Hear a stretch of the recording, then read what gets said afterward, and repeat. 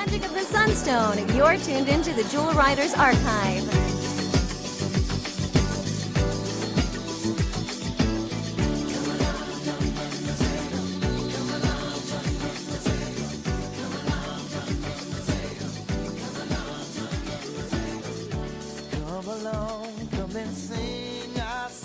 Hey Jewel fans, I'm Chris. And I'm Ronnie from the Jewel Riders Archive.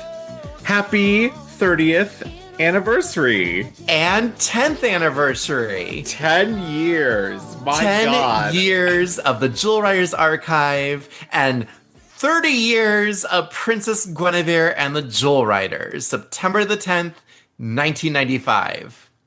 That just My God. blows my mind. I'm not going to lie. 30 years. You know, for those of you listening who remember watching this when it very first came out, when it was originally in syndication, Chris and I were talking about creatively how much creative projects take in your life. And I was explaining to him that, think about it, the Jewel Riders Archive has taken 25% of your life. And because we were talking about the book 4,000 Weeks by Oliver Berkman, where the average human lifespan is 4,000 weeks. And then you messaged me and you're like, by the way, since you're going to be turning 40 this year, how does it make you feel that you've been working on the archive for a quarter of your life? Exactly. I was So like, my God. Next month, you are 40. I'm not 40 until next year. But yes, it's the fact that this is 25% of your life is the archive, and that Jewel Riders has been in your life for 75% of your life. Let's go back to before. Let's go back to 1994. You're ridiculous. You've known Jewel Riders. You've known Tamara, Fallon, Gwenevere, and Drake for 75% of your life. You've known Drake. I've known you as long as I've known Gwenevere, apparently. I know. See? I've been in your life for 75% of your life. This is your life. Exactly. And I looked around and there were little plastic people everywhere. Yes, they are. And they're all in boxes, getting ready to be shipped away to your new home. Yeah. I mean, just a quick... I had to laugh and I was like, 10 years ago, I was not even out. And this year I got married. And so like what a life like change from the beginning to now. Mm-hmm. And I won't even say how many days, guys, I've dated between doing the Jewel Riders Archive. There's been many a harem. I was gonna say, lots of being lost in the wild magic. Let's just say I was really influenced by Love Struck. The whole idea just... I'll marry the Moonstone. I'll marry the Heartstone. Exactly. I was just marrying every little stone. Anyway, let's get back to what we're talking about. So again, today, September the 10th, 2025 marks the 10th anniversary of the Jewel Riders Archive, which we started in September of 2015. So 10 years ago, we launched this website and we launched all of our social media platforms. And 30 years ago, Princess Gwenevere and the Jewel Riders started with, I guess, as Disney says, the one that started it all. It was all started by a mouse. In this case, no, it was all started by a unicorn. The episode, yes. But I did want to interject before we begin on what we're actually doing here. It's come to my attention through, I don't know, just conversations that as a fan site, we have never actually talked about the episodes themselves in like a rating format or like a commentary format. You know what I mean? Yes. You know, it's like we're so involved in just like all of the behind the scenes things. And, you know, we've talked about scripts and we've talked about, you know, show Bibles and development things. But when it comes to the actual episodes, you know, we have a nice little episode guide on the website that's succinct. Mm-hmm. And we have never really done these these sort of breakdowns of the actual episodes of the show, which is like seems like a little bit of an oversight for a fan site. It seems like it's kind of the core of most fan sites. Isn't that what most fan sites do? They don't have, you know, No, they don't endless host original artwork and scripts and productions, prototypes. I mean, think about it, like the He-Man website or any of the other fan websites for Amethyst or even like Walking Dead. That is what the fan sites are about, is episode recaps. And it's like, we have never done an episode recap. I think it's just like, by this point, we've released the episodes. Again, they've been out for 30 years. And it just is kind of funny to me that it's like, you know, no one has directly said, like, why haven't you guys done episode recaps? But at the same time, it's like, it just never really came to, like, as like, oh my gosh, we're lacking this. It's like, we're presenting all this other behind the scenes stuff that it just seemed, I don't know, not needed is not necessarily the right word, but it's like, it seemed frivolous? I don't know. Maybe you don't feel the same way. I suppose if you take us back 20 years to the era of DVDs, we're just a special features disc and no movie. But those are my favorite. I love the special features. No, we are the movie because we have the episodes. We just don't have the audio there's commentary. There's no commentary track. Yeah. And we know how much fan of DVDs love audio commentary tracks. They are fun, I will say. Yes. So for those of you tuning in today on this auspicious day, you're in store for a breakdown of the first half of the season 1 episodes of Princess Gwenevere and the Jewel Riders. Yeah, we originally thought like, should we do like an episode per episode, like many of these other podcasts? And then we're like 26 episodes. And I was like, are we really going to talk for 30 minutes about a 22-minute episode? I mean, you could. I mean, I know we could. I don't think that I have enough of it in me. I mean, there's so much to talk about, you know, and it's like, I just want to focus kind of on the main pieces of it. And I think it would be fun to also rate these episodes. Like, we could give them jewels. What do you think? I like it. How many sunstones is each episode? Exactly. Yes. So these are just, you know, unnamed jewels. I don't know. They're just wild magic jewels or something. They're just jewels. That's all it is. So we're giving them a jewel rating. So we'll give them a 5-point jewel scale. You could just call us the Jewel Raiders. Waka waka waka, yes. Exactly. All right, well, shall we begin? Partner in crime for the past 10 years. Exactly. 75% of your life. My God. Well, take us away. We should start, of course, where it all begins, with Jewel Quest Part 1. Written by Robert Mandel, the show creator, and originally aired on September 10, 1995. So here's a quick synopsis that we took from the original Amazing Adventures website. Avalon is a magical kingdom controlled by Merlin for the good of all, but the outlaw Lady Kale has imprisoned Merlin by capturing the Darkstone, harnessing its evil magic. To stop her, Merlin gives the magic key to his jewel box to flying unicorn named Sunstar, telling her to take it to New Camelot. So this episode is basically all set up. Mm-hmm. It's setting up Sunstar being the reject. The flightless unicorn. The turkey, as they call her. It's setting up Gwenevere as the next Sunstone Rider, and it sets up the world where, you know, she's inheriting this Sunstone, and, you know, Kale thinks she should have gotten it. It's setting up, you know, I think it's interesting, honestly, that the show starts with the main character not having her jewel. Well, it also starts with Lady Kale, technically. Like, the very first opening scene. The first shot, as I watched it again, I was like, with the Dweezils. It's Dweezils are the first shot. Well, it's supposed to be more like, what are these animals? And they're sniffing, right. Like, what are they looking for? It's supposed to be a little suspenseful. And then you see Kale, you know, hover into the screen on her dragon wagon.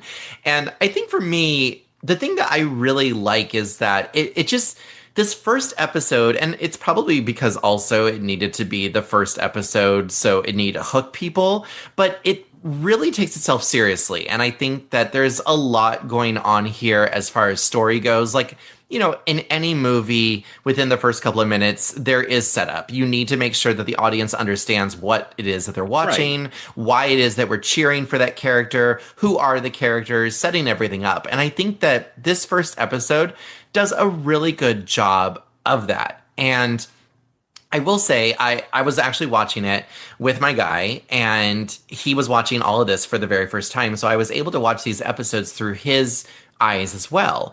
And when certain things happened, he was like, oh, this is going to happen. And then when it actually didn't happen, I was like, oh, even a kid's cartoon kind of stumped you a little bit because, he was expecting something to happen that way. And when it didn't, and I'll explain a little bit later when we get to that part. I'm interested to hear what those occasions Yes. were. But it's like, to start off with, you have Lady Kale come in.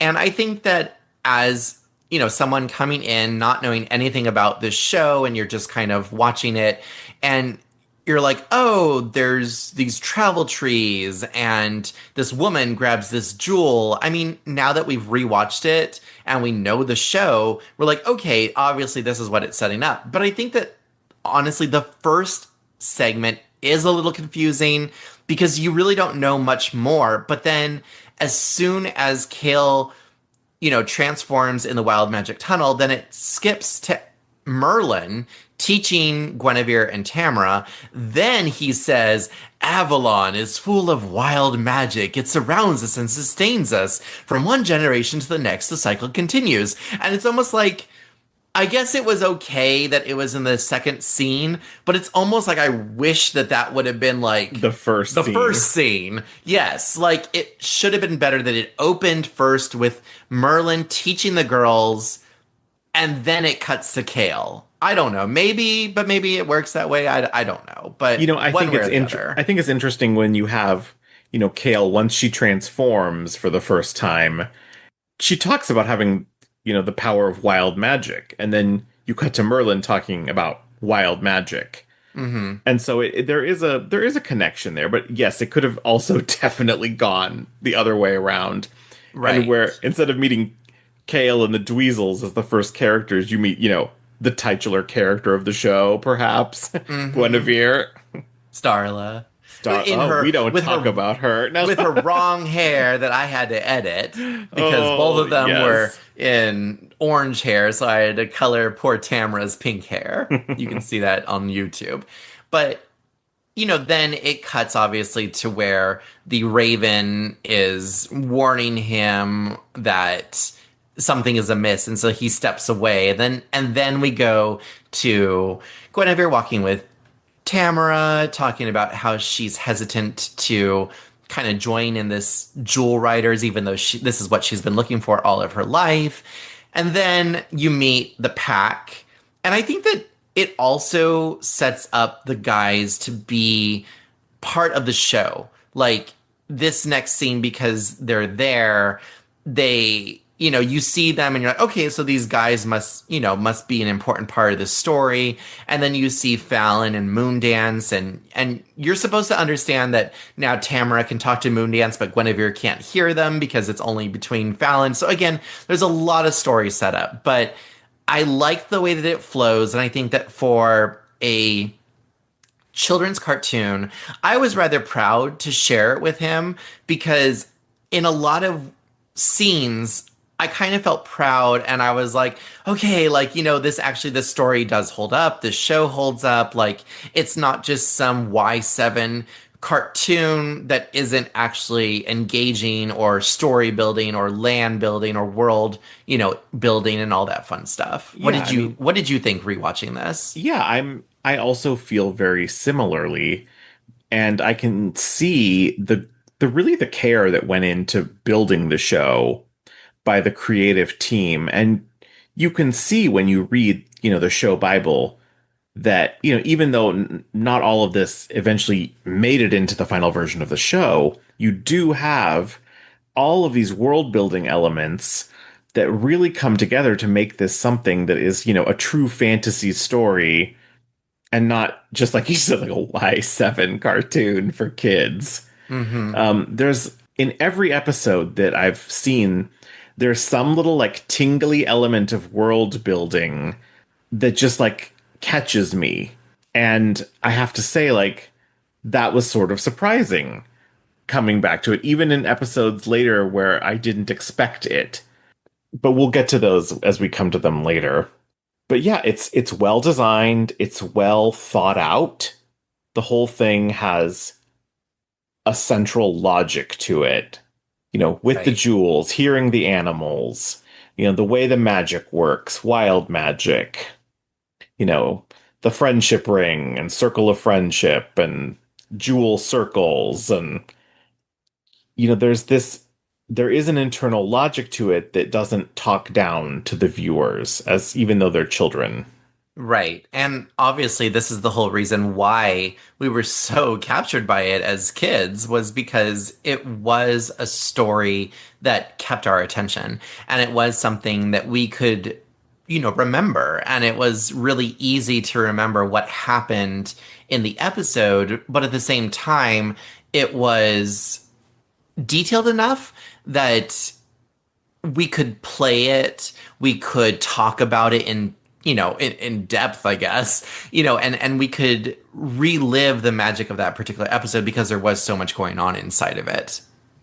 Although I will say, when we cut though to the unicorns playing with their ball, and then you have Sunstar, who's kind of like the odd man out, and then when she's thrown the ball and then she tries to go after it, I think that in my head though, I kind of felt like, is this supposed to be the first time that they're making fun of her? Because she kind of like goes along with it. Like she actually tries, instead of being like, you know, you guys always tease me about this, I'm not going to go after the damn ball. Like, I know that I can't fly. Like, it should be something where it's more like, this is something that they do to her all the time. Or it's like, if this is really what she's been going through and it's so traumatic for her, I mean, that she's been, you know, abused verbally by her friends for years. Total pariah for just years among unicorn society. Because it's like she's grown, like she's not a baby. Like, it's like, so she's obviously been going through this for a while. So I think that that was only one thing that I did kind of feel was an opportunity to kind of show more that either Sunstar had built tougher skin, or that, you know, she has put up with them and they're teasing in some way, or say that her father and her just moved here and that she is brand new here. Something to kind of make me feel a little bit more confident in, I don't know, her self-esteem. Am I expecting too much? I don't know if I mean, maybe to me, it's very clear, like, she has no self-esteem. Like, she literally goes off of a cliff. Right. Trying to catch the ball. Yes. But I mean, that's just what, for me personally. And then, you know, when she goes to her father, and then we never see this character again. I mean, it's like, oh, create a character, but we'll never talk about him ever again. No, and he goes to the land where all one-off characters from cartoons go. Poor Gilly, poor Gwenevere, and Alfred, and Charity, and Doc, and Murray, and everyone. Just Murray and Wisp and everyone. They just go to the land of no return. Yeah. It's the ninth land of Avalon. You know, he does show up, I think, in the background in the second season in Veil of the Unicorns, but it's never like Sunstar greeting her father. I think it's just like they just reuse like him as a design. I don't think that, we don't really think that that's going to be the father, because you'd think that there would be some connection. I think that they just reuse the design, basically. Yeah. All right, so we have Sunstar. She falls, and then it annoys me because the ball changes color from gold to white because whoever was painting the cell painted it the color of her body. You know, that's funny. I didn't notice that. Oh, well, there you go. I mean, I've noticed that since I was a child, but either way, I digress. If we talked about the animation imperfections, every animation slip in this show. My gosh. I mean, there was actually some scenes where I did actually get embarrassed because my guy mentioned it, and then he was all like, "Oh, she's kind of cross-eyed." I was like, "Oh, don't look at the animation." Or like later in the series when we're at Heartland Farm and Tamara's bread loaf feet. I mean, Oh, those. woof. Home Sweet Hearthstone Yes. definitely has the worst animation in the show, but Yes. we'll But get to that one later. we're not going to be like the old Avalon side and give these poor episodes cheeses. We're only Yeah. focused on jewels. Oh, yeah. I mean, I will say, I think overall, like, there's a lot of really nice animation in Jewel Quest. There is. There is. You know, everything from backgrounds to setting to just the feeling of everything. You And you know, can find a lot of these backgrounds and the production art and all that fun stuff on the site. So if you are interested in looking more at these art pieces, we have all of those in the background and production materials. Just visit jewelriesarchive.com. yeah, so after this is the I believe the scene where they come into the throne room with and we meet King Jared and Queen Anya for the first time. Hmm. And you know they're like, you know, there's some trouble going on in the Ravenwood Forest, and you know we can't find Merlin, and you know, girls, you need to go check on Merlin. What's happening with him? And he sends the pack out to Ravenwood to try and figure out what's going on. And I liked this scene a lot actually because it's like showing you that Jared and Anya are very involved with the directions for the Jewel Riders still. Like Hmm. you can tell like you can just tell that clearly like they have their own animals next to them that like they were Jewel Riders before this. Yes, And Wintermane, who we thought was Wonder Mane. But exactly. yes, Wintermane. Wintermane and Goliath, the wolf. Yes, Goliath. Even though they're not named in these episodes, But we know them through the model through later sheets. episodes also. And yeah. yes, yeah. Hmm. And it's nice that it just shows them as a little bit of mentor figures, guide figures, you know, leaders really for the team in Merlin's, you know, absence. Again, more of that story setup. Exactly. And then we go to Merlin's house where we meet the other character, Archie. So I think that this is I think this is going to be all the characters that we meet for now. This is the last one, I believe. And it always makes me laugh when they go into Merlin's house and they're like, Merlin, is that you? Where there's clearly like a small owl covered under a blanket on the floor. It's like, that is girl, funny. I didn't think of that. on. But in that same scene, another animation flaw is that Fallon's arm, half of her body has a sleeve and the other half is bare arms. Is it really? Yeah, so that's another animation flaw that has always bothered me. Oh, that's so funny. Yeah. So after they uncover Archie, then he goes into this whole, like, I don't know, just feathers are flying and he's all upset and he's been ruffled about how, you know, Merlin expects all this from him and that the place is a mess and everything. And I think when I was watching this, it really kind of reminded me about talking with the comic team and about how much they loved Archie. And Yes. I think that just listening to him and watching his mannerisms, it did make me laugh. And it was fun because I was like, oh, I'm actually laughing at this. And yet I've seen this so many times and I can recite this episode. And yet it still works its magic. And obviously it worked its magic for the comic creative team as well. Yeah, and I think it's interesting to have heard their thoughts on Archie and why they loved him. And it really added a new layer for me to him this time around rewatching the show. This is probably the reason why we also enjoyed watching Jewel Quest again, because the comic is basically a retelling of Jewel Quest as such. So it's like kind of understanding, like, okay, like, you know, setting up the world, or how did they change the characters, changing the names, and things like that. You know, it's like, it's not exactly Jewel Quest per se, but I mean, it is the first book in the comic series and then the second book. So Yeah, for me, that's the reason how I watch. It's like how do you launch a story and how do you soft relaunch a story? Mm-hmm. It's kind of an interesting back and forth.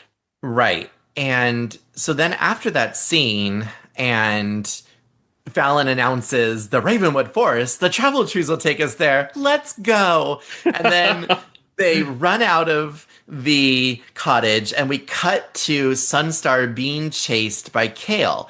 And this is the scene where I was saying that my guy was like, oh, well, obviously, she's gonna jump off the cliff and she's gonna fly and sail away. And when she actually rolled back down, and when Kale was like, it's no use running, you're mine now, I actually kind of felt like, ha ha, you didn't guess what was going to happen.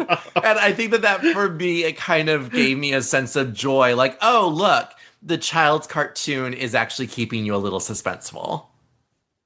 For me personally, that's how I felt. Yeah. And I like that animation too. I also like the Kale animation right there. She's I've talked about it before, but the sexy, seductive leather dominatrix Kale. But there she was in all her glory. Uh-huh. And I will say, I just love that Kale flies around the entire show with a jail on the back of her dragon wagon. To pick up, I guess, just random people and animals and all of I'm like, is she like poaching things throughout? Or what she does is actually to house Castle Thornwood, she goes to the local New Camelot antique dealer, and she's constantly buying furniture, and so she needs it. It's like her SUV. That's basically what it is. This is the Avalon equivalent of the SUV. Exactly. She needs room back there. It's got pull down seats and everything. Pretty much, yes. So after we cut then to the next scene, and we have the Jewel Riders arriving on scene, and this is also where I was like, oh, this is kind of fun because there's a little bit of action there where Gwenevere becomes reckless, and she basically plows the carriage down the cliff. Exactly. And, even though Fallon's like, wait for the pack, I'm like, okay, but how fast can the pack get here? Because, like, Kale's about to go away with this poor animal and she might kill it. So, I mean, I guess, Gwenevere was just doing what she was doing. It was a little impulsive, but at the end of the day, it's like she wanted to save this animal. And you've got another fight scene. It's a character moment for Gwen, too, right? It's showing the audience that she's a leader. She's a leader, and she's not going to hesitate to do what's right when it really matters. Right. That's exactly it, too. I will say, though, that she's back there, and when she looks at Sunstar and then the key exchanges hands, meanwhile, Kale and Fallon are going at it with jewels, and yet, Archie's saying like, well, this is not what the jewels are meant for. And then Tamara just comes right in and is like, hang on, Fallon. And she grabs her jewel and starts to do it. It's like, if this was never what they were meant for, if the jewels were never meant to fight, how did they know that this is what they can possibly do, or that, like, whatever it is? Maybe I'm just overthinking it, but I mean, it is the first time that we really see them using the sort of like beam blast out of a jewel that's not the Darkstone, which becomes their standard sort of move for the rest of the show. And yet the jewels are never meant for this. Not how they're supposed to be using them. Right. I mean, I guess you can only change the mood of colors and talk to animals for so long until a crazy woman steals a jewel and then and then enslaves your master into a void. So, yes. I guess you gotta do what you gotta do. I have always really loved this whole sequence from the time they sort of jump out of the travel trees, rush down the cliff. Fallon uses her moonstone to speed up and then literally jumps onto the dragon wagon, dragging it to the ground. Okay, how heavy is this girl? Because if she can bring an entire dragon down just by, like, going on the backside of this caravan, it's funny because it kind of reminds me of, like, a cartoon where it's like, if some little animal lands on something and then that just does it and the whole thing collapses like or Right. like like Pip in Enchanted when he steps on the top of the where the dragon is holding on to or whatever. It's like it's kind of that funny thing where it's like one little animal and it could, take down this whole weight of something or whatever. So Right. it was kind of like how heavy is she? Like, And the other thing that I was thinking is if the key has exchanged hands now, and Gwenevere has already been saved by Tamara from the Dweezils, and the Dweezils, are away from her. What is she doing now? Because she could sneak up behind Kale and like grab her like Ariel and Ursula and like pull her hair and try to save the other girls. I don't know. Maybe that was doing too much. Maybe she was trying to get Sunstar out of the back. Who knows? Maybe she was. I don't know. But the thing is also that one of our favorite Sunstar's pieces of ridiculous animation in this show of Gwen stalking yes. around the Yes. dragon wagon. Oh my gosh, let me just tell you a side story. So Chris would be embarrassed because when we were like in recess or just playing Jewel Riders, I would often like put my hands out like Gwenevere does and then like put my butt out and like stalk around the way that she does. It was almost like, is this like sexy Frankenstein or like what is this? Because it's just the most ridiculous little like way to walk. I don't know, but that was something that we did. I laughed when I saw that piece. I was working on something else on the side while I was rewatching this, but you better believe when that shot came up, I made sure I was looking at the screen. That's so funny. That's so funny. It just made me laugh. I was like, so going back to my whole theory of what, Gwenevere is doing, but the thing is that Sunstar is still locked in the cage because Kale takes off with her and there's no lock on it. So why wasn't she open to open up the door? She could have just tumbled out after they took off. Exactly. Anyway, so what happens is Tamara is in peril, and to save her, Spike jumps in front of the magic blast and basically goes down. And then Kale flies away, and it ends with "to be continued." Da da da. Da, da. It's a good cliffhanger. So now, Jewel rating, would you like to go? Tell me what you give this. I'd say I give it 4 jewels. Oh, see, I was going to be nice. I was going to give it 5.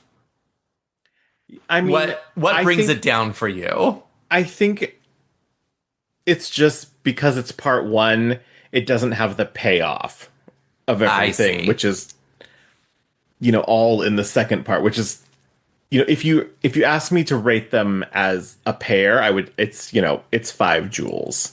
So the VHS release gets 5 jewels, but the syndicated episode only gets 4 because it's only half the episode. Exactly. It's only half an episode, really. As long as I understand your logic, there you go. So there you have it, people. Our first episode review, and we have our ratings in. I would be interested to hear how you guys rate these. After this episode, if you want to add in the comments what your jewel rating is for each of the episodes. And I guess I should obviously say that we're going to talk about spoilers, but of course that's what 30 you do in an episode. Spoilers. No, but I was really saying, but that's what you do in an episode people? review. You're talking about things. All right, so then let's move on to part 2 then. So then we open it up with part 2. You want to start us off with all the info?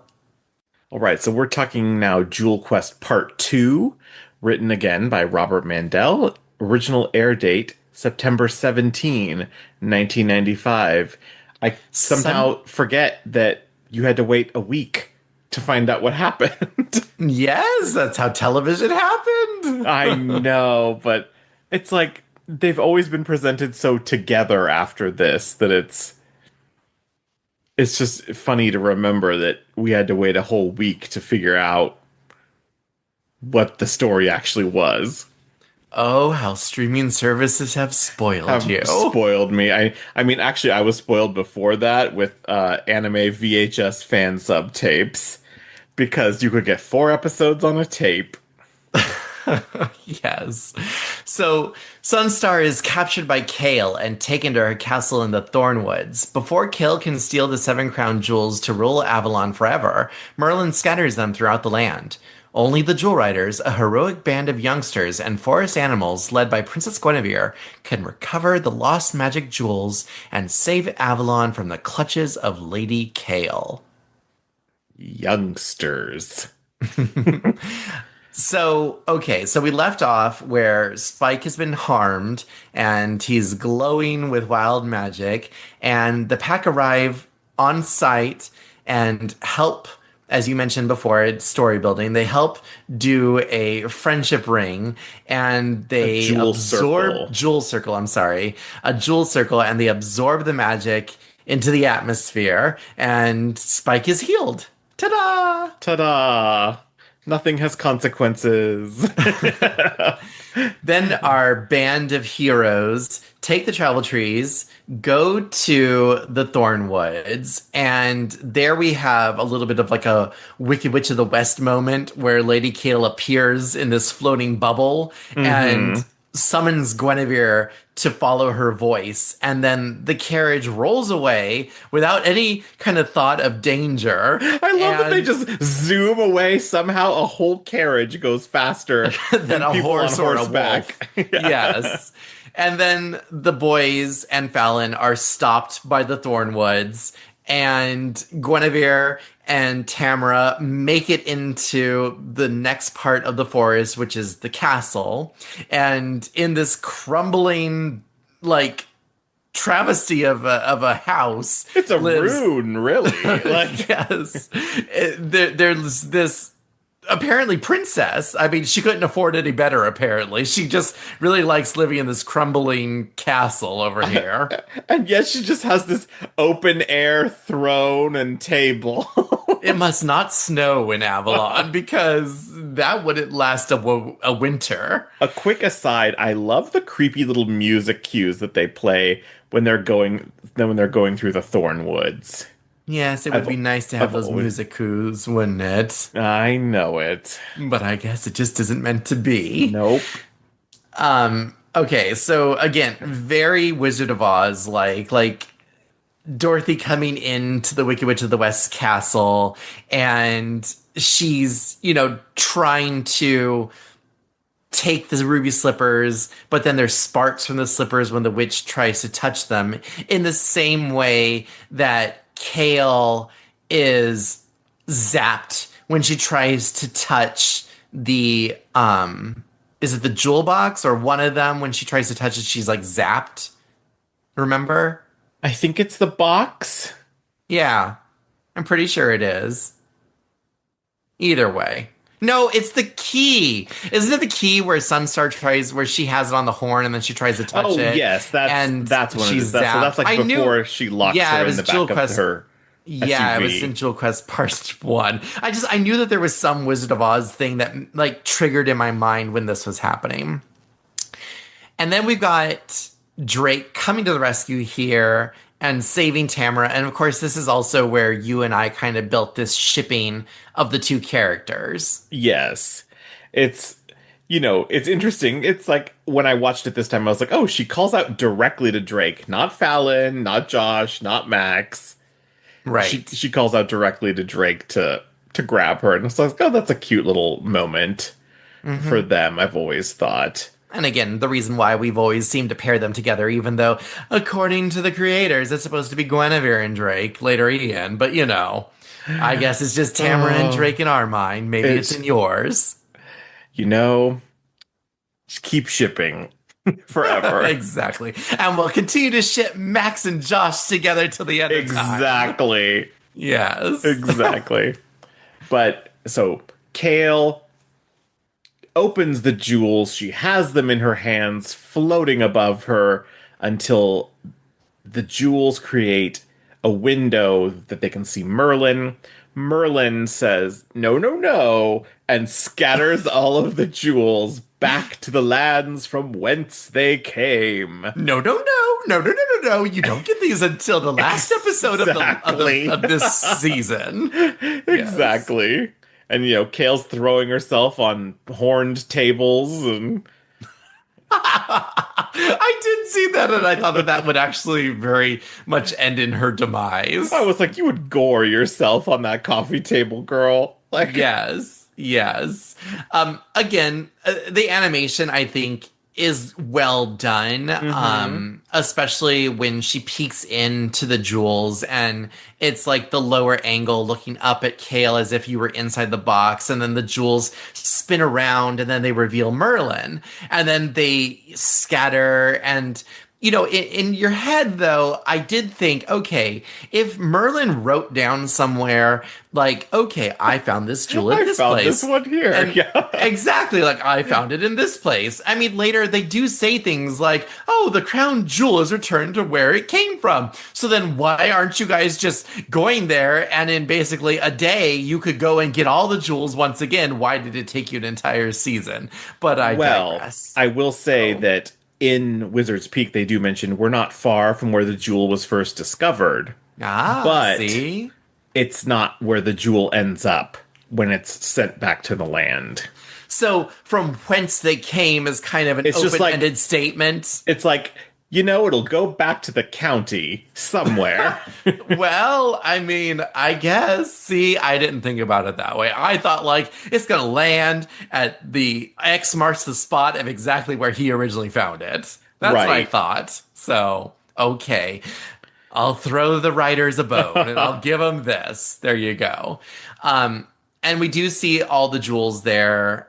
And then we kind of get a glimpse of what they are, what the jewels will be. And then they get scattered. And then we go to the party and we are introduced to their party outfits. So it's almost like we have the entire style guide, all the characters in these first 2 episodes, except for, as we've already said, the characters that go to the land of no return. But, we've got the core characters all set up in this first 2 episodes, and all the styles set up in this first 2 episodes as well.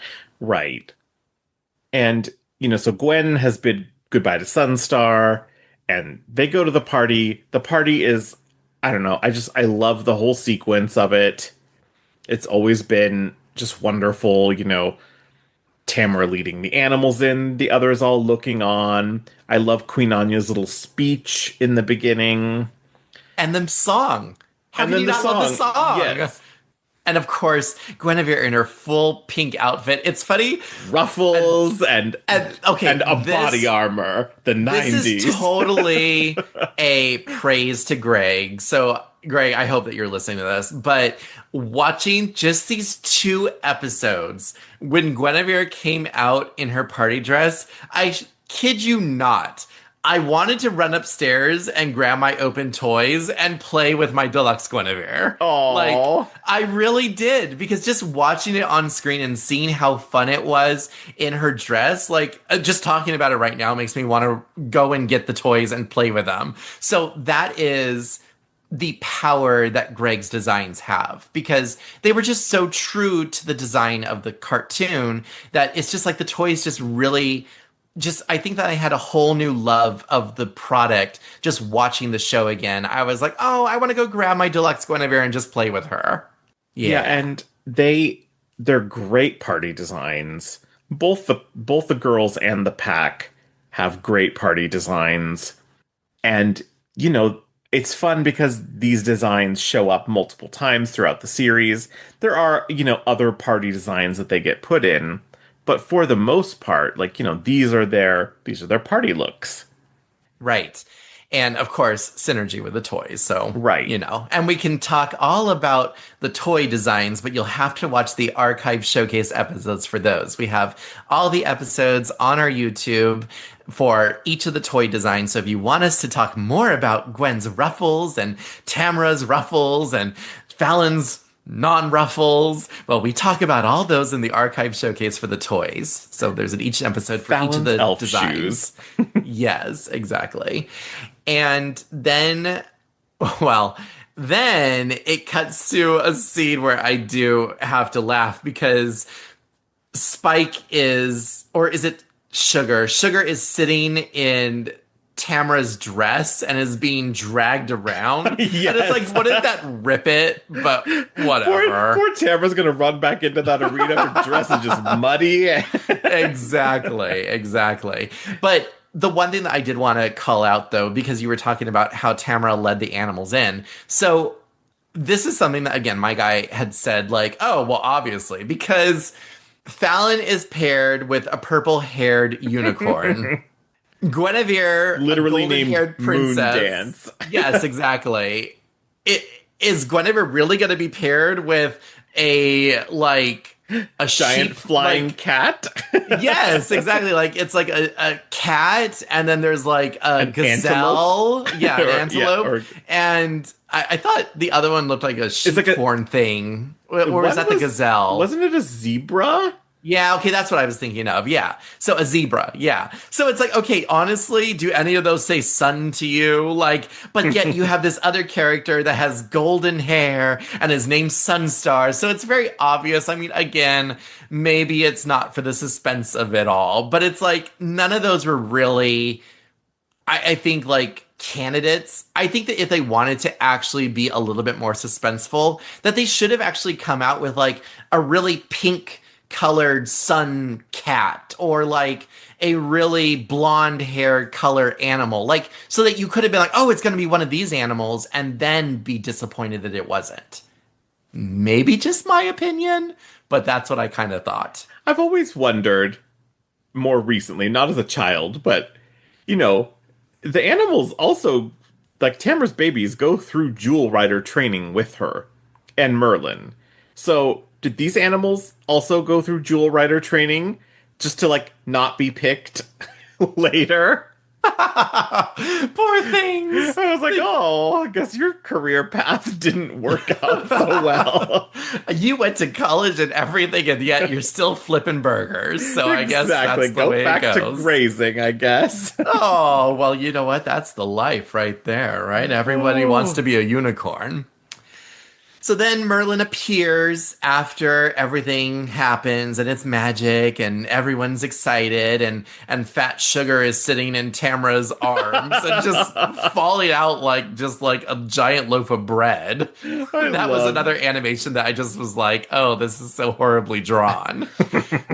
And then Merlin announces to everyone that Gwenevere did not do anything wrong, and that she was perfectly fine, and that she is going to lead the Jewel Riders. I know, it's like, oh, well, I know you gave the key to the wicked woman who wants to steal all the jewels Yes. for a unicorn that you barely know, but you did okay. You right? Yeah, you did it. Oh, it's so funny, though. When we were doing our recap, we totally forgot the fact that when in peril, Guinevere falls, and then Sunstar swoops in to save her and realizes, yay, I can fly. We did forget that part. So then everyone's just falling down chasms and cliffs in this episode. Well, the intensive care doctors. I was like, this is the third time in this two-parter that Sunstar's fallen off of a cliff. and when horses fall and they hurt themselves, I was like, it. She's going to the glue factory after this. Oh my gosh. The super glue factory, because they're going to glue her back together. That's what he meant. Just like the broken legs of so many Sunstar toys. There's more Moondance. Sunstar didn't break as often. So, okay, Jewel rating. Does this also get only 4 because it's half an episode? No, because this is more exciting. The more exciting half. So the 5 and the 5 retroactively flips the 4 of... I see. Meanwhile, I think I'm going to give it 4 jewels. Okay. And the reason being is that... Sugarloaf just cuts it for you? No, it's not that. It's just the fact that I think I don't know. It didn't have... It was much more action. It wasn't as much story in the second half. I think it was like we set up all the story in the first episode, and the second one was more like the action to fulfill what needed to be done. And I don't know, I'm a documentary guy. I like story. I like being told about things. So for me, like, this was the action sequence, and it wasn't, I don't know. It still gets 4 jewels, just not 5. That's all. Yes. So we're flipped on this. Yeah, but overall, Jewel Quest Part 1 and 2, great opening to the show.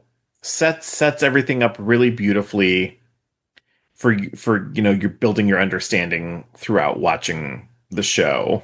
Hmm. But then, okay, this is where we are at a fork in the road. So, according to the air dates, the next episode is Song of the Rainbow. But chronologically, which Chris says that he wants to talk, Travel Trees Can't Dance and Wizard's Peak are the next 2 episodes, and then Song of the Rainbow is the 3rd of the Crown Jewel series. So we're gonna go in chronological order, not air date order, to satisfy Chris's obsession with chronological stuff. Well, I think you cannot talk about Travel Trees Can't Dance after Song of the Rainbow because it's clearly the next in the story. Right. No, I understand. So let's go to Travel Trees Can't Dance. This is original air date October 1st, 1995, written by Christopher Rowley and Robin Young. The wild magic in the kingdom has made it dangerous to ride the travel trees. Gwen and her flying unicorn, Sunstar, become lost, searching for the crown jewel of the North Woods. The other jewel riders rush to find her and discover the evil Lady Kale has stolen the jewel. To save the North Woods, they must defeat her. So And along the way, they dance with hippos, and the Dweezils are in drag. It's the Charleston 1920s Avalon. and she says that was the foxtrot, but it's not the foxtrot. And there is just some serious kind of faces that I made when watching this, because I was like, I understand. It's cheesy. This is where Stormy's cheese rating comes in. Oh, yes. But as you were saying, though, we can't talk about this before Song of the Rainbow. And the reason being is that it opens up with Gwen and Sunstar flying around the, what is it, the Dragon Cove or something? The rocks at Dragon Beach. Dragon Beach.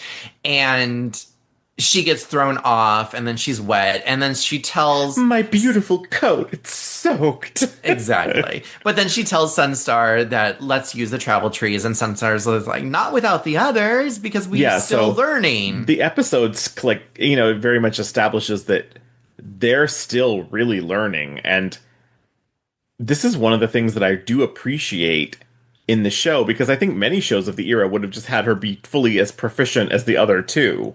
So that basically Song of the Rainbow could have been the next show. But, they take an episode to really, aside from the sort of kooky aspects of it. And there's a lot. It's really, yes. It's really an episode where Gwen and Sunstar bond, and their bond deepens, and their trust in each other deepens. And I think that's sort of the emotional core of this episode. That's a good way to put it. I like that. I mean, I was just going to go off on it and talk about how ridiculous it is. You just came out there with this positive little synopsis of why it's important. I love it. Oh, well. So once Gwen and Sunstar use the travel trees, they make it back to the Crystal Palace, and lo and behold, they never make it out of the ring, and the trees open up again and suck them back in. Right. And then, you dumb tree, what happened to the princess? And then you get the trees basically drunk. And rhyming as well. You can't... What is it? I can't dance. You can't touch me. I can't dance because I'm a tree. Oh my gosh, yes. See, I only had half of it right. That's exactly it, yes. That's just as well to let it go from your brain. Yes. So then the Jewel Riders set out to save Guinevere. And the one thing that I will say is that I liked that because of the fault, the virus in the trees, that they kept dropping people all around. And so, like, they took them to what looked like the beach because there was palm trees. And then it took them to, like, a different place because it was supposed to be, whatever, like they were getting lost in it. Like, do you remember that scene? Yeah, so Yeah. they're bouncing the girls, and Archie is just, you dumb tree. What happened to the princess? Again, He's so sassy. I love these him. quotes. I mean, there's quotes here that come up whenever we talk about these episodes that we love. And then, I mean, the funny thing is like, I just watched this, and yet it's so ridiculous that it's a little bit of a blur to me, because I know then that Guinevere and Sunstar see this explosion happen over what's supposed to be the North Woods, but yet it's like crystal, I don't know. It's like a pink fog. No. I'm talking about the actual landscape. Like, it's supposed to be the North Woods, but to me, it almost looks like Bryce Canyon, just in crystals. Like, it's It reminds me of, it's that area in China with all of the, like, my gosh, canyons? I wish I remembered what it was, but it has all of those, like, stone monuments. I don't know. But the point is that it just, for me, I don't know. It doesn't really say wooded to me, but whatever. So then after that, they land in the fog, and this is where the beaver announces to them that this is a formal occasion and welcome to the Northwoods garden party. And then Gwen is turned into this hideous ball gown, and Sunstar trots off to go dance with a hippo. And it's funny because my guy also was all like, is this Fantasia, like the dancing hippo? Like, is that what this is? And then you have the Dweezils appear in a zoot suit and start to dance as well. And then you've got drag Dweezils coming out in this like Cinderella dress, and just insanity ensues. You have this very lesbian alligator. Yes. Dance with, let's dance, hot stuff. Oh my gosh, she's Mae West. Like, she... Yes. And then the fog clears, and then everything seems to return to normal. And then is when Guinevere and Kale fight over the jewel. And then there is a magic blast, and then they get sucked into this wild magic portal, and then they're flying through the portal. And then again, this is where it's like Guinevere and Sunstar don't really know what they're doing. So then they compose themselves. Guinevere gets back on to Sunstar, and then they land, and then they meet up back with the team. And then from there, they go back to the North Woods. And this is something then that happens that I'm like, oh, great, storytelling. We're going to talk about the Horn of Merlin. Oh, it's used to call the pack, yet we'll never use it again. Yeah, it's like, wow, you had a whole mechanism this whole time just to summon them. Anytime. As long as you have all three jewels together. Right. You could just summon some help. And yet we'll never use it again. And it's going to go to the land of no return. The land of no return after this. I'm like, wow, you just introduced like such a powerful magical artifact. Right. Right. And then we get to the part where, again, it's a little cringy for me because Kale is hiding and she uses her magic to create this like thorn hand out of the ground, and somehow the Forest Stone overtake it, and then Fallon uses the power that was going to be part of the second wave of toys where we have Invisible Fallon. So she uses this power of the Moonstone again. An amazing skill, Moonstone of Illusion, make me disappear. And moonless sky so dark has grown, make me disappear, Moonstone. See, Chris remembers all of this stuff. These ridiculous little lines. Yeah. Yes, you really remember them. And this is again a great thing to have, but will Boy, she ever do it again? wouldn't that have been helpful when in season 2 when Queen Anya catches you in her closet? Oh, in Fashion Fever. Yeah. Yes, exactly. So again, it's like there's all these opportunities for all this like amazing magical like things that they can do with their jewels, and then we're never gonna hear about it again. Yeah, it's like this. It's definitely one of those moments where it's like, okay, yeah, maybe it would have been good if you could have like developed a little bit of like a library of powers for each of these jewels. You mean the thing that they do have in the show Bible? Uh-huh. Uh-huh. Yeah. And then after all of that, we have the dance floor reappear. Fallon runs onto it, and then we have the Dweezils dancing once again. And it's very hard to watch. It really is. And then everything ends happily because they get the jewel after a little bit of a skirmish, and Merlin appears because Guinevere just carries the key around with her. I don't know. I mean, something It's that my that's good luck that, charm. but it's something that's that important. Like it literally keeps the balance of your entire kingdom. I don't know. You want to keep that with you, or you want to keep it locked up in the jewel safe, like in the jewel keep. I don't know, but either way. So she's just like, oh, it's my good luck charm. I'm just going to touch the jewel to the key, and voila, Merlin appears. That's like also BT dubs. You're carrying around a wizard jewel this entire season. Yeah, well, we don't realize that until I the end know. of it, but yeah, a way to spoil things, Chris. But I did actually say something to that to my guy. I was like, oh, the key, that's important later. He's like, oh, okay. Okay. Okay. I do love the design of the key, I will say. It's very pretty. Right. So after the, Merlin appearing and everything like that, they put the first jewel into the box. And we can see that in the screen. We see that it is the first jewel. And then the wild magic clears and everything is saved. And we all laugh, and it's Yes, a we end jolly with a good very time. 90s sitcom ending where everyone's just laughing. Yes, exactly. I danced with a tweezle. Oh, Yes. you! Yeah. So on a jewel scale, what you give it? Oh my god, it's probably a 2. I was gonna say 2 as well. Yeah. Because there are worse episodes, so I'm not gonna give it a 1, but it's definitely up there. So this gets a 2 jewel rating from both of us. Yeah, and it's saved really from that with that emotional core of Gwen and Sunstar. Right. And the coolness of the Horn of Merlin. And, our first appearance of the Dweezils in drag. Yes, yes. So now we're gonna skip to the icy peaks of, drumroll, Wizard's Peak.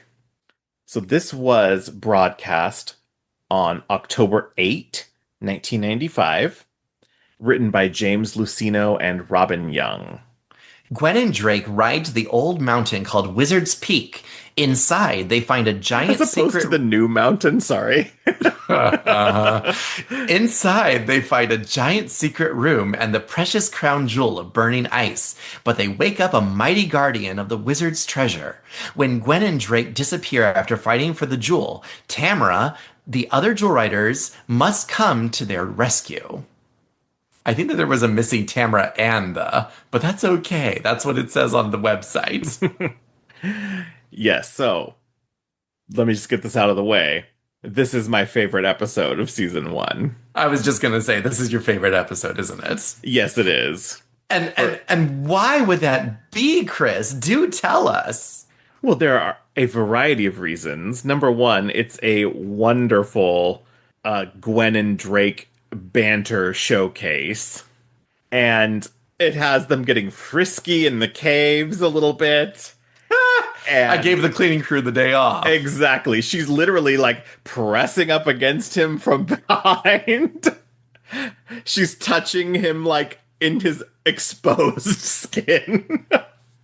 Goodness, Gwenevere. It's just, what's happening in that mountain? But also, this is the episode that, like, if you love lore and you love world building and backstory, they just toss out little lines like, wizards? I thought Merlin was the only wizard. And Gwen's like, well, at one time there were many wizards. What happened to them? And I'm like, oh, don't give me a like past. We don't know what happened to them. They disappeared, because that's like catnip to my brain. Like Mm. I love lost civilization stories, and things that hint at stuff like that are just like absolute catnip for me. That's why you hate Atlantis, right? Because you hate the idea of an ancient world and You're everything. ridiculous. I love Atlantis. Yes. I know, I know. I will say the reason why I really like this episode is because I feel like there's true peril and adventure. And it's funny because even though I gave Jewel Quest Part 2 a lower rating because it seemed like there was a lot of adventure, I think that, as you said, this particular episode blended the adventure, the comedy, the characters, the setting, the world building, all very well.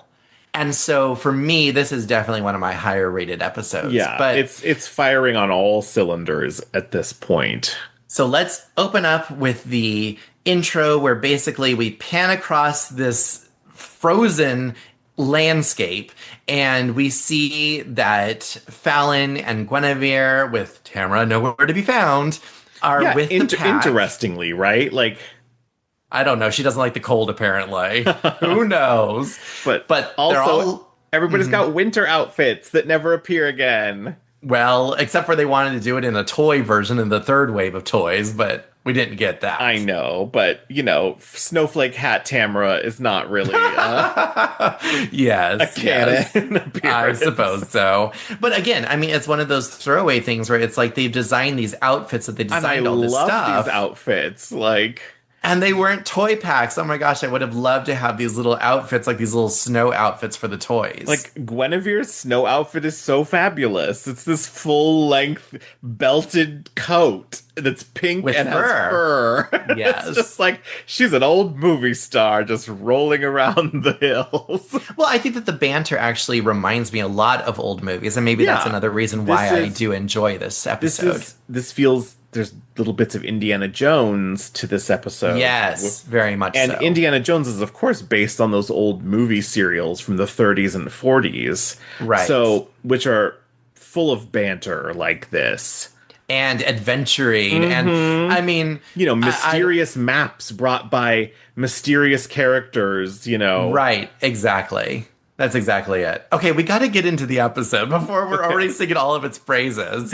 So Yes. we see that the pack is sitting atop a hill. I mean, this is your favorite episode, so you could probably recite it. So why don't you take this? Yeah, I'll just do a quick summary for the whole episode then. But I want to interject my favorite parts, so don't leave Okay. anything out.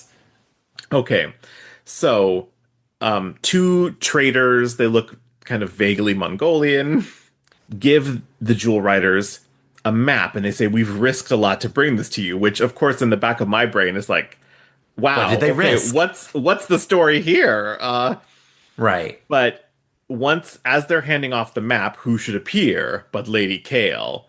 Kale blasts the clearing that they're in, and the Jewel Riders take off through the twisty turns in the mountains, eventually heading down a path with a dead end. But Drake, with the map, knows that it leads to the Tunnel of Illusion. So they escape Kale and throw her off their scent while they pass through that tunnel. When they come out the other side, they start to all look at the map for the first time, and we start to get into the, is this map correct or is this map not correct banter with Gwen and Drake. It's a spot of dust. This map is so This old. map is so old, yeah. It's a door or a cave that way. Yeah. So Gwen, demonstrating her leadership, says, Drake and I will search for the jewel. We have to get into Wizard's Peak. Fallon, we need you to lead Kale away to give us time to find the jewel. Drake, for the first time, puts Josh and Max under Fallon's command. Which is where the comic kind of goes. Yeah, which the is direction. really, it's one of those things that really gets called back later in the comic, with Fallon basically leading the pack. And so they take off trying to misdirect Kale. Gwen and Drake wander through the mountains, lost, until Gwen, like you said, Gwenevere was like, "Let me see that map," and she's like, "That's a symbol," and they find it perhaps in what looks like an old mine entrance, but it's too small for Sunstar and Thunder to get in, so they're left in this clearing outside of the mine entrance while Gwen and Drake go exploring. And, you can see they're walking through the caves. And then my favorite line is Guinevere, apparently she's been studying this ancient writing and speech, and she looks at the wood that is above the doorway and says, "Walk this way." Yes. Which makes me laugh because, like, really? They're going to put that right above right above the sign. Entrance. Yes. And also, don't forget the little subtle humor where when leaving Sunstar and Thunder outside, Drake tells Thunder that he'll call him if he finds anything. And he says, "Call me if you don't find anything." Yeah. And I think that can be taken in many ways. Right? But this is the first time that I've kind of like, raised my eyebrow at that line. I mean, maybe it's just me being a dirty old man, but it's like, I can also take it like he's like, "Oh, if you don't find it, son, like, call me and I'll tell you more about it." Or he's just saying, "I'm going to be trying to, get with this unicorn over here. So call me if you don't find anything. Don't walk in on me," or something, Yes. That's the way I took it. It's like, Thunder has a fun personality that pops up now and again in certain episodes. And I really like it. He's a lot of fun. When he's given the chance to shine. Yeah. Yes. And so we've walked this way. Gwen and Drake walking through the caves, flirting, fighting, which is... And eventually they come out into the Hall of Wizards, where Gwen again demonstrates her ancient language skills by reading this panel on the side of the wall. Yes. Says, apparently, the Hall of Wizards. Yes. But I love the design of the Hall of Wizards. It's such a cool, well-designed space. Like, we learn later that, it's basically been abandoned for 1,000 years. So it's looking pretty good. Right. For being abandoned that long. I think that we also have a soft spot for this episode because a lot of the production materials that we have, whether they be cells or artwork, that it comes from this particular episode as well. Some of our storyboards are from this episode. Mm-hmm. So yeah, we have a lot of behind the scenes things from this. So I think that that's also a reason why it helps us to really identify with this particular episode. Yeah, so once they're in the hall, Drake finds a chest that has a sun and moon on it, which they never show the other side. Does it have a heart? I need to know. I did not know that. There you go. Who knows? Or is it just, the standard sort of wizard sun, moon, and star that are on his hat? Yeah. Because that's also on Merlin's hat as well. And so they open the box. Drake uncorks this bottle from the chest, and a rain of flowers comes down, and Gwenevere spins through it and goes, "Ah, ee!" And I love that laugh because it's just so ridiculous. Hey! And also, I mean, they do reuse that flower animation at least once more in the show, which is kind of fun. When did they do that? I think it's in Fashion Fever. Oh, okay. Okay. So then we get to the part where I really like, because again, it's a scene that I thought was well done. There is the peril when the mist forms into the genie and the guardian appears, and it's actually, again, because when my guy was watching it and like they were fighting, I could kind of feel that he was like, "Oh, there's actually adventure here. Like they're actually going at the guardian and fighting him." And I really liked it that like they were like Drake came after him and it was like, "Gwenevere, like by the magic of the Forest Stone," and like really them teaming together to fight Yeah, like this Gwenevere guardian. gets blasted by it, like Right. full on. Right. And then she, like, flies back and she's on the floor, like, hurt. I really liked it. And then is kind of where it changes because after they fall and they land down below, then the episode kind of changes. And then the Dweezils happen upon Wizard's Peak. And then the Guardian changes into more of a comic Aladdin genie. Yes. And then we've got Hooker Dweezils and Jessica Rabbit Dweezil. and potato chips raining from the sky. And then you've got, Guinevere and Drake asking for help. And then this is where it just gets zany as well. Yeah, so zany is a good word for the second half of this episode. So when they fall, so the genie blasts the floor, and that's when Drake and Gwen fall through. And from there, Sunstar and Thunder can sense it. Thunder tries to jump through the opening and gets stuck. And, very Winnie the Pooh like. Mm-hmm. And then Sunstar flies back to the Crystal Palace to get help. She returns with Tamara in the carriage. God knows how they got that carriage up that mountain. But I didn't think about that. I guess it's good that a bear pulls the carriage. Right. And then the I'm sorry, not the Dweezils, the babies are also with her. And I just love this little line, like, don't worry, Thunder, we'll save you. And then the little music, too. The yes. doo-doo-doo-doo, or whatever it is. Yeah. And so they pull Thunder out, and they all go flying into a snowbank.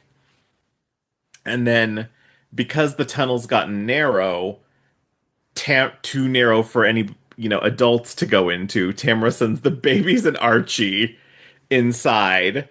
And they go down different tunnels, and then Cleo happens upon Gwen and Drake, but she's on a higher cliff than them. And so they tell Cleo, Cleo, get some ropes and lower them into the mine shaft. And I just love her response, okay. Yeah. Which is like something that you and I do to each other sometimes. Mm-hmm.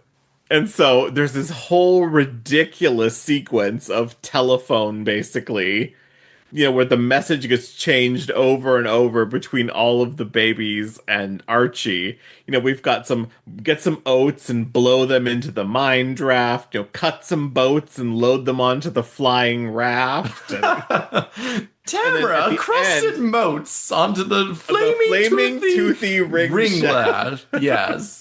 And then cross the moat on the count of two and throw the staff. Well, I suppose if I picture this bridge as a kind of moat, then that lever must be the staff. 1, 2. And so she pushes this lever, which activates like a Disneyland ride in the mine. She turned on the Indian cart, the Big Thunder Mountain Railroad.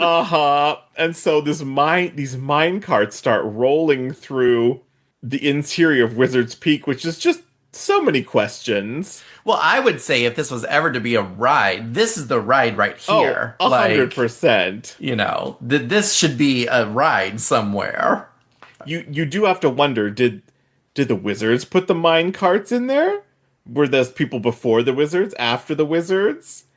Well, I think that it's probably the people who were, like, digging out the tunnels and everything, I'm assuming. I mean, who knows? I mean, they are crystal cliffs. Maybe there's got dwarves in there that are mining the cliffs. Dig, dig, dig, dig, dig. Exactly, yes. Drake and Gwen are like, oh no, what's coming? And it's just Cleo just sailing by in this mine car. So they chase after her. They must get in sometime. Because then they're rolling through, and Gwen's like, look, 3 more creatures, and they whiz by, and it's Archie, Spike, and Sugar. And it's just this farcical, sort of comedic thing. The Dweezils running away from the genie end up in the cart, and Sugar goes, eek, a Dweezil. And then one of them was like, eek yourself. Right, exactly. They can't steer. They pull off the brake handle, which is sort of a classic adventure sort of trope. So they can't slow down, and they end up just being fully bodily thrown from this thing into the snowbank when it crashes through at the end. But it's such a fun sequence.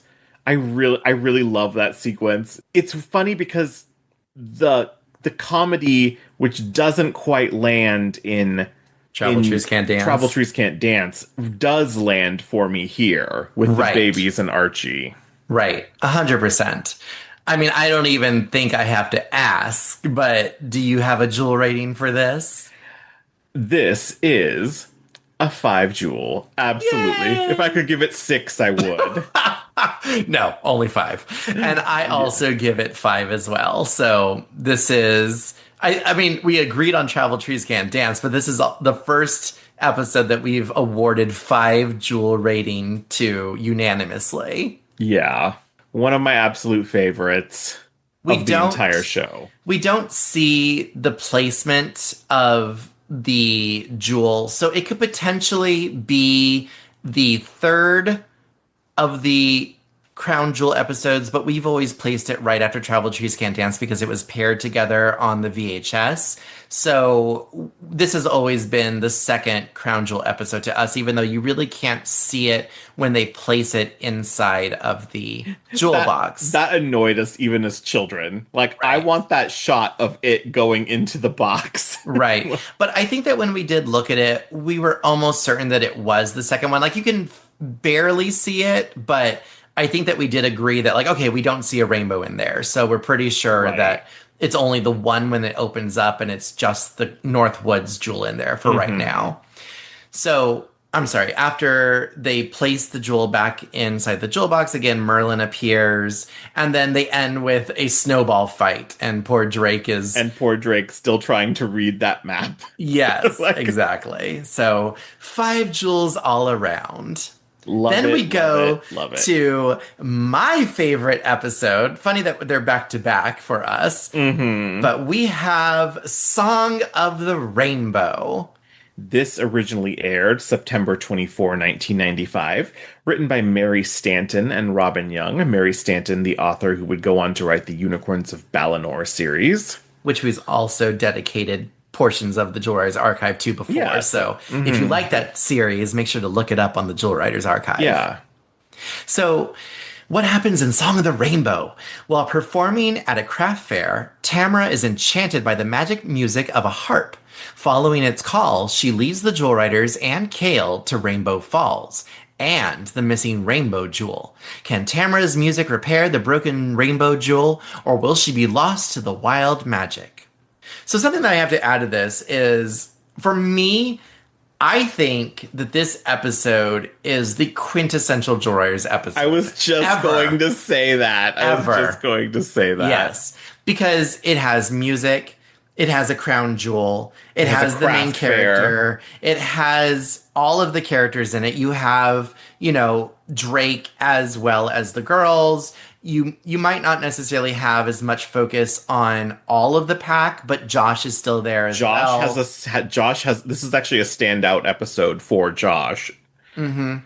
Because he arrives and he has the harp, as we'll tell. But it's like, there's all the pieces to it that I really feel like it is the quintessential episode. And I mean, there's something to it as well, because they use this episode to put onto the preview VHS. So when you bought toys from, say, Toys R Us, you were eligible to get a copy of Song of the Rainbow for free. So again, this was the episode that the promoters saw as like, hey, if we're going to be able to tell anyone about what this cartoon is about, this is the episode that we can use to convey that message or to get people to really like these characters. And on top of that, you have the characters not only in their, I was going to say deluxe adventure, but in their party outfits and in their jewel armor, except for Tamara, and in their adventuring costumes as well. That's true. You've got all 3 style guide looks here. So again, it's the quintessential episode. So it starts out at a craft fair and they are rehearsing their song in the carriage.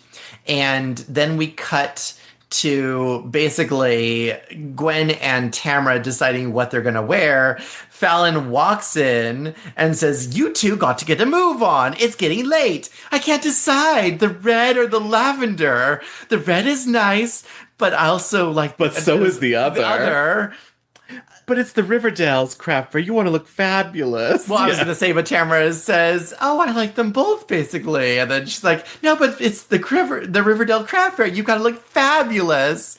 And then we cut again to the babies rehearsing. And then Fallon muttering, "I've never seen two girls have so much trouble dressing before."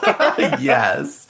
So many good quotes here. And I think that it's obviously because it's Tamara focused. Is it because it has a rainbow in it, so it's got queer pride? I don't know. But there's just something about this episode. And, I think that I know that we've been reviewing the episodes kind of scene by scene, but for me, this one just has so much heart to it that it's like, I don't know if you want to kind of break it down by scene, but the gist of the story is that they go from rehearsing to then actually, cutting to the Dweezils in the craft fair, and they're kind of just looking around waiting to see what's going to happen. And then we come into Tamara's got groupies, apparently. Like, Tamara has all these fans that follow her around because they're all so excited for her to be performing, that we cut to them beginning the song, and she's over there. She's the Lady Gaga of the craft fair. And then we have this elf that makes an appearance, and he says that he's worked on this magic harp for Tamara. Oh, by the way, he gives her the harp because she forgets her flute in the carriage. Oh, I'm sorry. Yes, I did forget that. Yes. So then Sorrel, which is his name, gives Tamara this harp to play, and then this song that is later going to be used also in the Avalon Web of Magic book series is sung. So Feel the Magic is the song. And again, it's just one of those songs that is just so right for the episode and so right in the moment. And I don't know, it's just flawless to me. Like, there's just this amazing quality to the music and to how you're feeling in this episode. And then when Tamara continues to play the harp, she has these visions of standing at this precipice while these jewels encircle her and tell her, "We are the rainbow jewel and please help us." And then you flash back to the real world where the wild magic of the harp is allowing all these crazy things like bushes and plates and oranges to be dancing around. And then everyone says, "Stop, stop, cut, cut, cut." Like, Tamara's, not responding. And then Tamara is taken back to the crystal carriage where Tamara is sitting still with this harp in hand, and Fallon and Gwenevere are looking in on her, and the pack is there. And then Sorrel comes back and he's basically like, I just wanted to make a instrument worthy of Lady Tamara. And Tamara's like in a trance, "We've got to find the rainbow jewel." And then that's when thunder happens and Kale appears.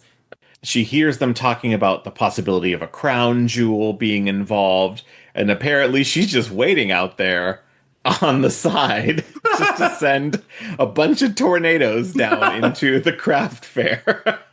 Because she just doesn't like art, that's why. She hates art. She don't want to buy any woven baskets or anything. Exactly. That's when the Dweezil calls out to her, and she says that the harp has the magic. In a line that I love, which is, "The harp, oh tone deaf one." Yes, the harp has the magic.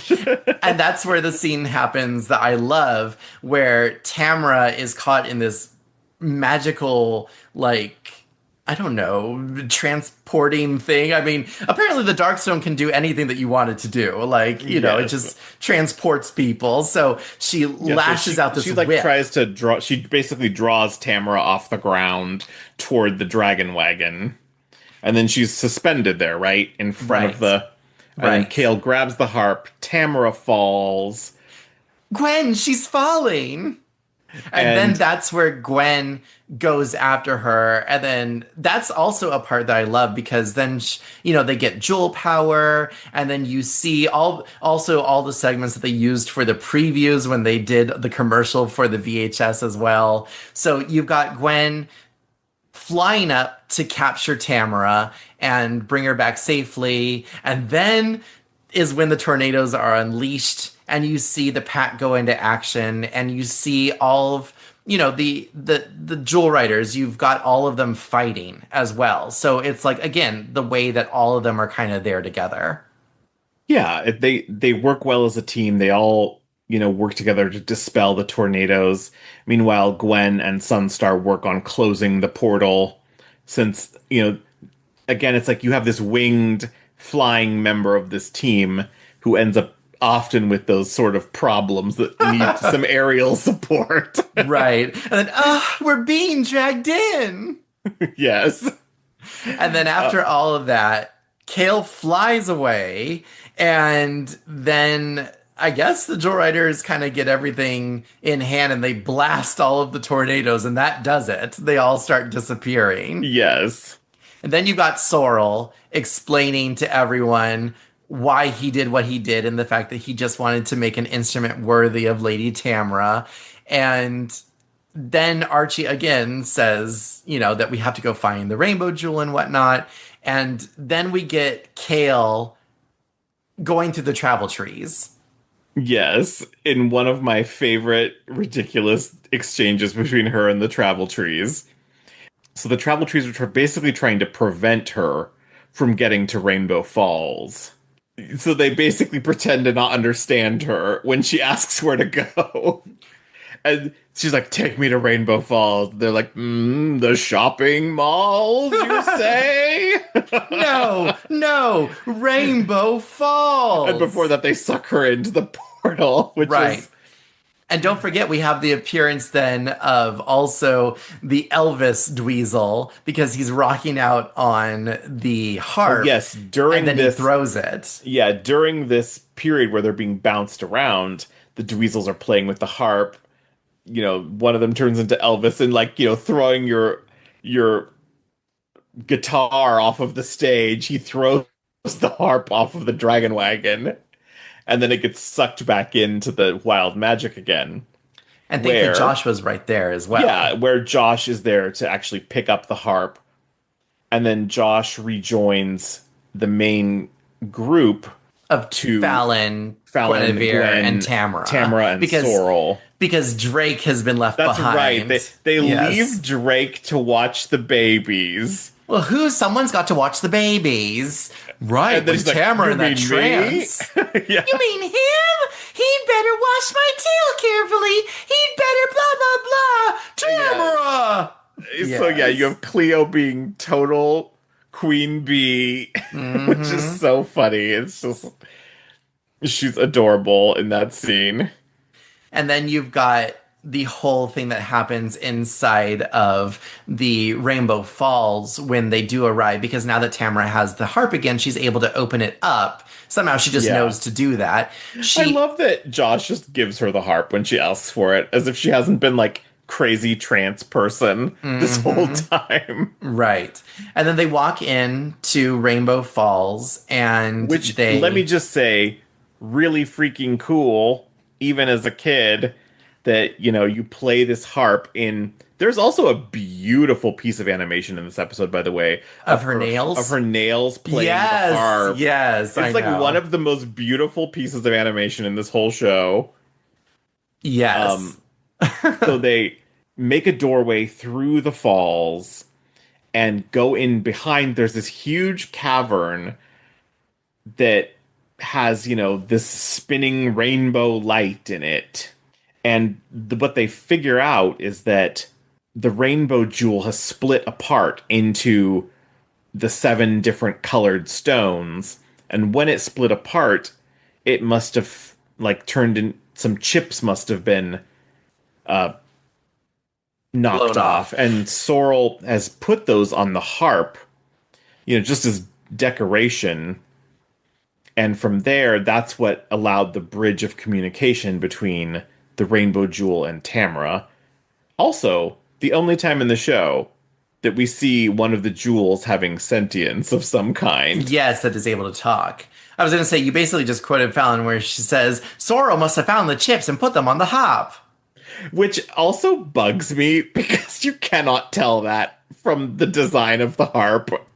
Well, it was convenient for the writing. There's no different, rainbow colored chips on this harp. Yes, there are. They're on the band. They're not shown in every scene, but they are there. They actually are there. That's what they're saying, that they put them on the harp, because they're just like little jewel encrusted, like they're just a small amount of them, but I believe that they are there on the top of the harp. Yeah, I mean, I see the jewel pieces. I just don't see them as colored, like I rainbow. see. Yeah. Well, I don't know. They must have been rainbow. I mean, I understood that as a kid, but one way or the other. So through the magic of, I don't know, because it really wasn't friendship or anything, but Tamara is able to somehow piece the jewel back together, and then she disappears. And they're kind of like, well, what happened to our friend? And then they're like, you must hurry. You must save her. And it's like, what are we supposed to do? But through a series of fortunate events, Fallon and Gwenevere seem to know that they're supposed to tune their jewels a certain way. And then Tamara appears because they return the crown jewel to the jewel box, and that's when Tamara appears. Yes, and she appears Glinda-like in a big bubble. Yes, and more than that, though, in an animation, though, the animation starts very slowly, and then it almost speeds up. I laugh every time where it's like gracefully descending and then speeds and up. then suddenly it's like brrr. Yes, I think that they realize, like, oh, we got to get this done faster. Either that or someone didn't finish the path for the object to move in. Yeah, I don't know. It's always made me laugh. Right. And then basically everything is happy, everything returns, and Sorrel is even basically, given the pleasure of being master musician as well. Yeah. At the end of the episode. And before he goes to the home for lost characters. Yes. And this episode also ends on a storyline that we used for our comic, Circle of Friends. So we use this whole little element of how Drake gets tied up. But the Jewel Riders return to see the Crystal Palace in a shambles. The babies have turned it upside down. And Drake Flying plates. Yes. And Drake is tied up in the kitchen. And Gwenevere and Fallon walk away and leave him tied up very rudely, but that is the story plot of one of our comics, our little Circle of Friend animal comics. So jewel rating for this one, again, I don't think I need to explain it, but it gets 5 jewels from me. I think I also would give this one a 5. It's really, whenever they talk about the show wanting to be promoted as like a mini musical for each episode, this is obviously the episode that comes to mind because it has the musical number. And you're right, it is the quintessential Jewel Riders episode with all of the different facets that usually make up an episode. So 5 jewels. Yay for Song of the Rainbow. So we were able to talk about both of our favorite episodes, and we've also given 3 of these episodes 5 jewels. So out of 5 episodes that we talked about, 3 of them having 5 jewels means that the first part of the first season seems pretty strong, wouldn't you agree? I would absolutely agree that these, with a minor dip of Travel Trees Can't Dance. Travel Trees Can't Dance. Even then, you've still got some redeeming qualities there. If you're talking about Jewel Quest, Wizard's Peak, and Song of the Rainbow, some of the best things in the show overall. 100%. Yes. I mean, there are other good episodes, but I would say that these are probably some of the strongest of the episodes. The show just really comes out strong. And you do wonder, I was like, okay, was that why they pushed back Travel Trees Can't Dance? Oh, well, no, because it would have been Jewel Quest Part 1, Part 2, Song of the Rainbow, and then Travel Trees. Right. But it's like maybe let's give him one more good episode before we Oh, hit I Travel see what you're Trees saying. Can't Dance. Maybe. Yeah, I don't know why, Yeah, but that's the who way it knows, is. But So we left off on October the 8th, 1995. And the thing is that we had so much to talk about on these episodes. This is definitely going to have to be a 3-part episode just to at cover least. season 1. Yeah, we thought we were gonna like get through the first half of season 1, but we're like, oh my gosh, no. No. This is a lot. Yes. So we are going to have to end with Song of the Rainbow. So we've covered Jewel Quest Part 1, Look at Jewel us Quest Part 2. Doing exactly what we said we were gonna do and talk longer about each episode than Yes. this. Song of the Rainbow, Travel Trees Can Dance, and Wizard's Peak. So the first 5 episodes of season 1 of Princess Gwenevere and the Jewel Riders. And then next episode, look forward to our recaps of For Whom the Bell Trolls, The Fairy Princess, Badlands, and Home Sweet Heartstone. I can't wait to talk about some of those. Other ones, Boy, is that a collection. I know it. My goodness. Well, we'll have to talk about that one later. But for right now, this has been so fun to reminisce about these memories of these episodes, especially on the 30th anniversary of the show and to celebrate the 10th anniversary of the Jewel Riders archive. Yeah, so happy anniversary, everyone. We're so glad you've been with us for the last 10 years of the archive, and we're so glad that whatever age you were and whenever you picked up the show, we're glad you did. And we're doing a lot of things this year also to celebrate the 30th anniversary, including re-releasing some merchandise. So if you haven't headed over to our shop area on the jewelriesarchive.com, you can find our shopping link. And in there, under merchandise, you can find our links to our Etsy shop where we've got reruns of the jewel pins that so many people have been asking for,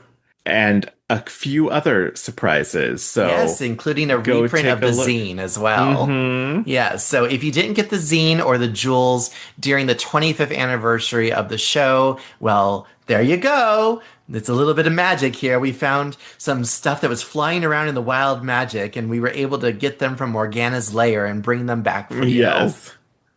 We hope you enjoy these, and happy anniversary.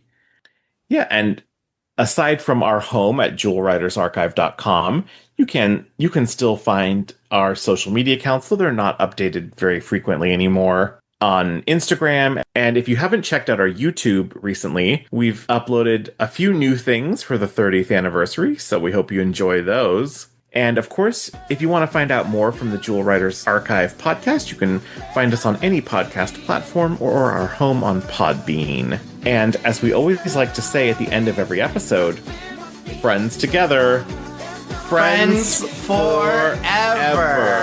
Yay, All right. happy anniversary. We'll see you in part 2 coming real soon. Oh, I can't wait to talk about it. Oh. Bye, everyone. Bye.